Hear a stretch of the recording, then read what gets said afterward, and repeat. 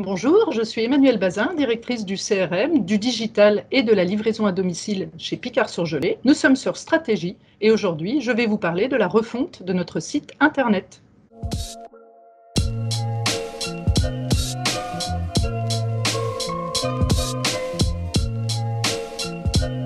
Un enjeu de business, il faut générer du chiffre d'affaires, mais tant sur le web que pour les magasins. Il faut servir nos clients, les accompagner dans leur parcours d'achat, et puis avant et après la vente, quel que soit le lieu d'achat, nous ça nous est égal, c'est le client, il faut qu'il soit à l'aise sur tous nos systèmes et évidemment porter les valeurs de la marque.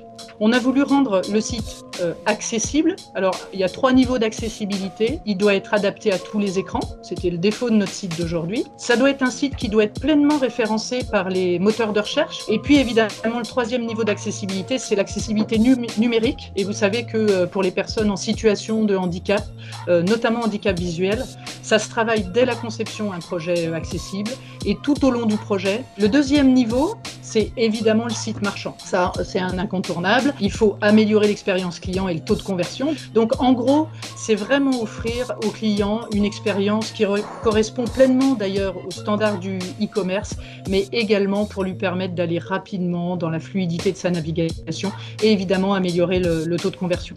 Et le 3e sujet, qui est un des sujets majeurs, et je vous l'ai dit dès le départ, c'est que c'est vraiment tout notre écosystème porte ça, c'est le site vitrine de la marque. Le site doit nourrir la marque, doit créer de la préférence. Et le dernier point, c'est vraiment la mise en valeur des engagements de notre marque. Et pour nous, ce qui est super important, c'est que les clients, ils sont en quête d'information. C'est important de leur donner et c'est important de leur donner à un seul endroit. De toute façon, c'était déjà prévu dans notre plan de bataille, entre guillemets. Le e-commerce alimentaire était, bien avant le Covid, déjà en pleine expansion.